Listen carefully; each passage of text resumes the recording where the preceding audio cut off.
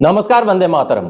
दोस्तों, स्वागत है आप सबका सैनिक पाठशाला में। आज के इस वीडियो में 4 महत्वपूर्ण जानकारियां हैं दोस्तों, जिसमें से 8वें पे कमीशन से जुड़ी हुई 2 बड़ी जानकारियां हैं। दोस्तों, फाइनेंशियल एक्सप्रेस से यह खबर आई है कि 8वां पे कमीशन अगले हफ्ते संगठित हो सकता है। बड़ी खबर है, चलिए इसके बारे में बात करेंगे। और साथ ही साथ भारत सरकार के मंत्रालयों में जो बड़े बड़े अधिकारी कर्मरत हैं, जो बड़े बड़े अधिकारी पोस्टेड हैं, अब उन अधिकारियों ने भी कमर कस ली है 8वें पे कमीशन को संगठित कराने को लेकर। जी हां, सीधे सीधे माननीय प्रधानमंत्री जी के सामने मांग रख दी है, डिमांड रख दी है उन अधिकारियों ने कि 8वां पे कमीशन को जल्दी से संगठित कर दिया जाए। जी हां दोस्तों, इसके साथ ही साथ दोस्तों अक्टूबर के महीने में हो सकता है लाइफ सर्टिफिकेट के चलते बहुत सारे पेंशनर्स का पेंशन ना आए। इसके बारे में जानकारी हासिल करेंगे। और साथ ही साथ पेंशन मंत्रालय ने कल ही एक लेटर जारी किया है। फैमिली पेंशनर का एनाउंस रेट में फैमिली पेंशन कब तक उनको मिल सकता है, उसको लेकर के ये लेटर जारी किया गया है। तो चलिए दोस्तों, इन्हीं 4 विषयों को लेकर आगे बढ़ेंगे। आगे बढ़ने से पहले हमेशा की तरह मेरा आप सबसे आग्रह है, अगर सैनिक पाठशाला चैनल का वीडियो आप पहली बार देख रहे हैं या अभी तक चैनल को सब्सक्राइब नहीं किया है, क्योंकि सामने के आंकड़े आप देखिए दोस्तों, अभी भी बहुत सारे ऐसे व्यूअर्स हैं जो चैनल के वीडियोस तो देखते हैं लेकिन चैनल को सब्सक्राइब नहीं किया हुआ है। तो ऐसे व्यूअर्स के लिए मेरा आग्रह है कि फटाफट से आप चैनल को सब्सक्राइब कर लें, ताकि आने वाले समय में आपको वीडियोस का नोटिफिकेशन ही ना मिले, ऐसा ना हो। इसलिए पहले चैनल को सब्सक्राइब करें, फिर आगे वीडियोस कंटिन्यू आप देखते रहें। जो सब्सक्राइब कर चुके हैं उनके लिए नहीं है ये आग्रह, ये उनके लिए है जिन्होंने अभी तक चैनल को सब्सक्राइब नहीं किया हुआ है। जिन्होंने सब्सक्राइब किया हुआ है वो चाहे मेरा व्हाट्सएप नंबर चाहे तो चैनल को ज्वाइन कर सकते हैं। ज्वाइन करना कंप्लीटली आपका विलिंगनेस के ऊपर है दोस्तों। तो चलिए अब आगे बढ़ेंगे। जैसे आप बोर्ड पर देख पा रहे दोस्तों, जानकारियों की ओर। सबसे पहले अगले हफ्ते तक 8वां सीपीसी का गठन हो सकता है। फाइनेंशियल एक्सप्रेस, जी हां दोस्तों, फाइनेंशियल एक्सप्रेस एक ऐसी अखबार है जो फाइनेंस से जुड़ी हुई बहुत महत्वपूर्ण और बहुत भरोसेमंद खबरें देती है। तो ऐसे में ये जो आप खबरें देख पा रहे हैं, फाइनेंशियल एक्सप्रेस ने ये खबर दी है दोस्तों कि 8वां पे कमीशन अगले हफ्ते तक संगठित हो सकता है। और इसका कारण ये है कि बिहार में उसके बाद तुरंत बाद चुनाव होने वाले हैं, आम चुनाव। तो ऐसे में अब ये पूरे चांसेस बन रहे हैं कि बिहार चुनाव से पहले पहले 8वां पे कमीशन का डिक्लेरेशन हो जाए, 8वां पे कमीशन का पैनल का गठन हो जाए। क्योंकि आपने पिछली बार भी देखा था कि 8वां पे कमीशन को जब घोषणा किया गया, जब उसका जो है डिक्लेरेशन किया गया, तब भी दिल्ली चुनाव के ठीक पहले पहले किया गया। तो इस लिहाज से फाइनेंशियल एक्सप्रेस की ये जो खबर है, ये कहीं ना कहीं भरोसेमंद लग रही है। आने वाले समय में बहुत जल्दी 8वां पे कमीशन का संगठित होने का रास्ता हो सकता है साफ हो जाए। तो ये हमारी मांग है सभी कर्मचारियों और पेंशनर्स की भी कि सरकार जल्दी से जल्दी संगठित कर दे 8वां पे कमीशन। चलिए अब अगली जानकारी की ओर आगे बढ़ते दोस्तों। पेंशन मंत्रालय का क्लैरिफिकेशन, मृत्यु के बाद कब तक मिलता रहेगा 100% फैमिली पेंशन। चलिए दोस्तों, पेंशन मंत्रालय ने एक लेटर जारी किया है 27 अक्टूबर को इस विषय को लेके कि पेंशनर का मृत्यु हो जाने के बाद ऑर्डिनरी फैमिली पेंशन जो एनहांस रेट होता है, यानी कि 100% जितना पेंशनर को मिल रहा है उतना ही फैमिली पेंशनर को भी मिलता है, तो वो कब तक जारी रहेगा, उसको लेकर जो लेटर जारी हुआ है उसको देखते हैं। चलिए दोस्तों, ये जो सामने आप लेटर देख पा रहे हैं, भारत सरकार के पेंशन मंत्रालय द्वारा 27 अक्टूबर 2025 को जारी किया गया लेटर है। और इस लेटर में एनहांस रेट का जो ऑर्डिनरी फैमिली पेंशन मिलता है उसको लेकर के कुछ क्लैरिफिकेशन जारी किए गए हैं दोस्तों। जी हां, आप जैसे देख पा रहे हैं, इसका सब्जेक्ट है clarification regarding enhance rate of family pension death after retirement. यानी कि जो पेंशनर होते हैं उनकी मृत्यु हो जाने के बाद आगे कितने सालों तक जो है एनहांस रेट में ऑर्डिनरी फैमिली पेंशन मिलता है, यानी कि कितने सालों तक पूरा का पूरा 100% पेंशन फैमिली पेंशनर को भी मिलता है, उसकी जानकारी दी गई है। आप यहाँ देख पा रहे हैं, अभी हाल फिलहाल का एक दिन पहले का ही लेटर है दोस्तों। अब यहाँ देखिए, department of pension and pensioner welfare has been receiving few references, RTI applications etcetera seeking information clarification regarding enhance rate of family pension after death of government employees after retirement. यानी कि pension मंत्रालय के पास कई सारी शिकायतें गए हैं, कई सारे आरटीआई के एप्लीकेशन गए हैं, जिनमें ये जानकारी मांगी गई है कि रिटायरमेंट के बाद मृत्यु हो जाने पर एनहांस रेट का फैमिली पेंशन कब तक लागू है, कितने साल तक लागू है। तो उसी में जो पुराना रूल है उसका यहाँ पर रेफरेंस देते हुए क्लैरिफिकेशन किया गया है। और पैराग्राफ नंबर 3 में ये क्लैरिफिकेशन किया गया है। आप देख पा रहे हैं, पैराग्राफ नंबर 3 में ये बताया गया है, there are some references seeking clarification on the calculation of this period where the age of retirement is more than 60 years. यानी कि जिन भी कर्मचारियों का रिटायरमेंट 60 साल से ज्यादा उम्र में होता है, तो क्या उनके लिए ordinary family pension enhance rate का कुछ अलग से प्रावधान है?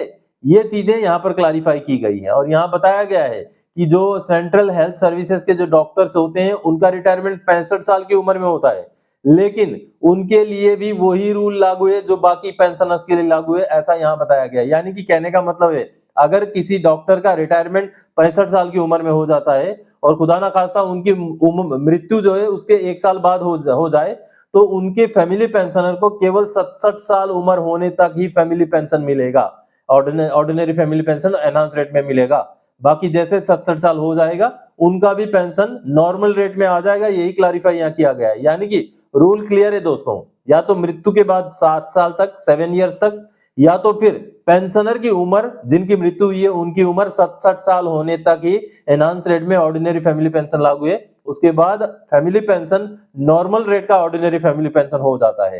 हालांकि अगर बात करें मई 1998 से पहले के रिटायरी के लिए, तो ये एज का क्राइटेरिया 67 ना होकर के 65 साल का है दोस्तों। तो आप सबने देखा दोस्तों, हालांकि इस रूल से डिफेंस पेंशनर जो फैमिली पेंशनर है उनको कभी कभी घाटा हो जाता है, क्योंकि डिफेंस के पेंशनर की मृत्यु कभी कभी जल्दी भी हो जाती है, 40 साल 45 साल 50 साल की उम्र में भी उनकी मृत्यु होती है। तो ऐसे कंडीशन में जब फैमिली पेंशन शुरू होता है तो उसको 7 साल के लिए ना दे करके पूरा 67 साल उम्र होने तक के लिए दिया जाना चाहिए। यानी कि 7 साल वाला कंडीशन को डिफेंस पेंशनर के केस में हटा देना चाहिए, नहीं तो फैमिली पेंशनर को नुकसान होता है और एक पेंशनर के चले जाने के बाद फैमिली पेंशनर को घर चलाना, पूरा परिवार का मेंटेनेंस करना मुश्किल होता है। तो ऐसे में फैमिली पेंशन भी अगर कम हो जाए तो कहीं ना कहीं दिक्कतें और बढ़ जाती है। तो इस रूल को इस तरीके से जो है सुधारना चाहिए। चलिए अब आगे बढ़ते हैं अगली जानकारी दोस्तों।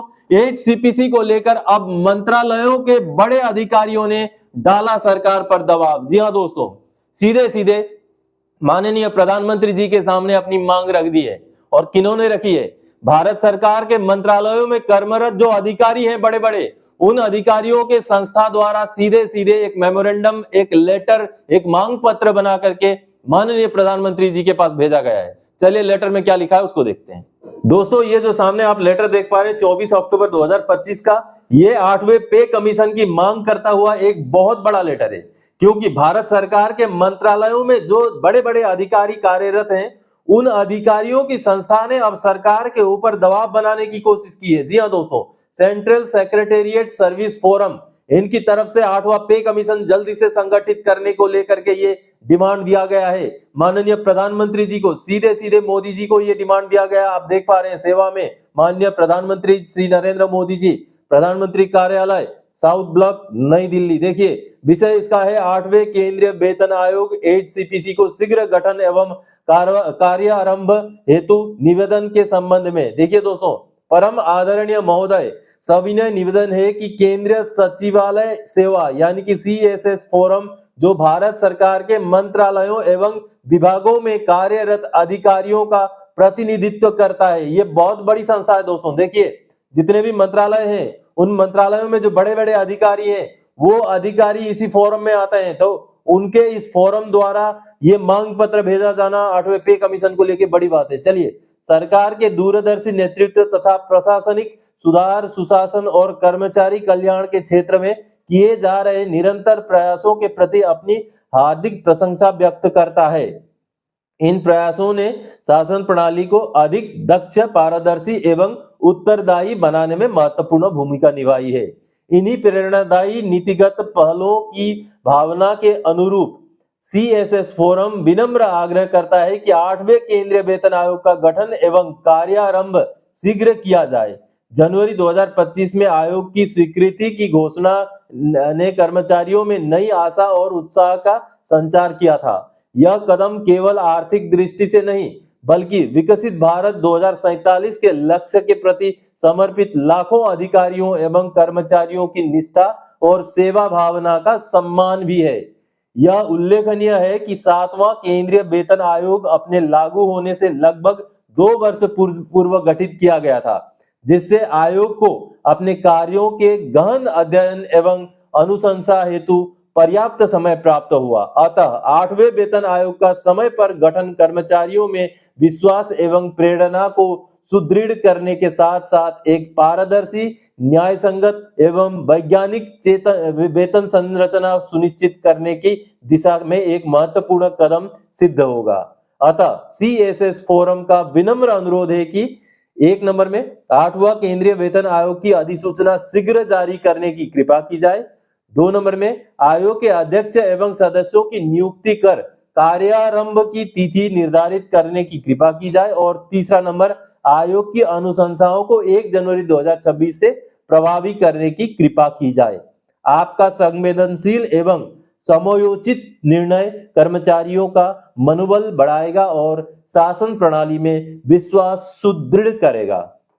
दोस्तों, कहीं ना कहीं ये बहुत बड़े अधिकारियों की संस्था है, तो इस लेटर का हमारा मानना है, इस लेटर का शायद कुछ असर हो, क्योंकि जब मंत्रालयों में जो कार्यरत अधिकारी हैं वो ही ताल ठोक कर इस तरीके से 8वें पे कमीशन को जल्दी संगठित कराने के लिए मैदान में आ जाएं, तो आने वाले समय में अब इस लेटर का असर जरूर होता हुआ शायद दिखाई दे और 8वां पे कमीशन का कुछ ना कुछ प्रोग्रेस आने वाले समय में बहुत जल्द हमें दिखाई दे। दोस्तों, ये मांग पत्र काफी अहम है, क्योंकि भेजने वाले जो हैं वो मंत्रालयों में अधिकारी हैं, वो कर्मरत अधिकारी हैं, इसलिए इस मांग पत्र का काफी महत्व बढ़ जाता है। चलिए, अब आशा करते हैं कि सरकार 8वां पे कमीशन इन्हीं दबावों में आकर ही सही जल्दी से संगठित कर दे। चलिए अगली जानकारी दोस्तों, लाइफ सर्टिफिकेट नहीं भरा तो अक्टूबर का पेंशन नहीं मिलेगा। दोस्तों, लाइफ सर्टिफिकेट को लेकर के कई सारे पेंशनर्स के मन में शंका है, तो ऐसे में अगर जो अक्टूबर का पेंशन आना है, अगर किसी का मान लीजिए अक्टूबर में ड्यू डेट है लाइफ सर्टिफिकेट का, उन्होंने अभी तक नहीं भरा, तो क्या अक्टूबर का पेंशन नहीं आएगा? ऐसा नहीं होगा। अगर आपका अक्टूबर का भी ड्यू डेट है तब भी आपको अक्टूबर का पेंशन मिल जाएगा, लेकिन आगे समय से नहीं भरेंगे तो नवंबर का पेंशन रुक जाएगा। और जिनका भी ड्यू डेट नवंबर में है वो नवंबर में जरूर लाइफ सर्टिफिकेट भरें। हालांकि नवंबर में नहीं भी भरेंगे तब भी आपको नवंबर का पेंशन मिल जाएगा, लेकिन अगला पेंशन फिर नहीं मिलेगा। इसलिए जिस महीने आपका ड्यू डेट है उस महीने लाइफ सर्टिफिकेट जरूर भरें। आपने स्पर्श में लॉगिन होना है, लॉगिन होते ही आपको दिखाई देगा कि आपका लाइफ सर्टिफिकेट का ड्यू डेट कब का है, तो आपका ड्यू डेट के हिसाब से लाइफ सर्टिफिकेट जीवन प्रमाण पत्र जरूर भरें। अब अक्टूबर के महीने में किन पेंशनर को लाइफ सर्टिफिकेट की वजह से पेंशन नहीं मिलेगा? जिनका ड्यू डेट सितंबर में था, क्योंकि स्पर्श में माइग्रेशन होने के बाद ऐसा जरूरी नहीं कि सभी का ड्यू डेट अक्टूबर होगा या नवंबर होगा, हो सकता है किसी का सितंबर भी हो, किसी का जून हो, किसी का अगस्त हो। तो ऐसे में जिनका भी ड्यू डेट सितंबर था उन्होंने लाइफ सर्टिफिकेट भरा ही नहीं या भरा हुआ हो, रिजेक्ट हो गया हो, तो ऐसे केसेस में उन पेंशनर्स को अक्टूबर के महीने का पेंशन नहीं मिलेगा। अब यहाँ पर बहुत सारे पेंशनर्स को अक्टूबर का एडवांस इंटीमेशन का मैसेज नहीं मिला है, तो वो भी शायद चिंतित हो रहे हैं, क्या पता अक्टूबर का पेंशन ही ना मिले। तो ऐसे में अगर आपका लाइफ सर्टिफिकेट का कोई इशू नहीं है, कोई प्रॉब्लम नहीं है, समय से आपने भर के रखा है, तो मैसेज ना आने से भी आपके खाते में पेंशन आ जाएगा, चिंतित ना हो। तो दोस्तों, आज के इस वीडियो में इन्हीं जानकारियों के साथ आया था। आगे और कोई जानकारी दायक आपसे सरोकार रखने वाला विषय लेके मैं फिर से हाजिर हो जाऊंगा। तब तक के लिए जय हिंद दोस्तों।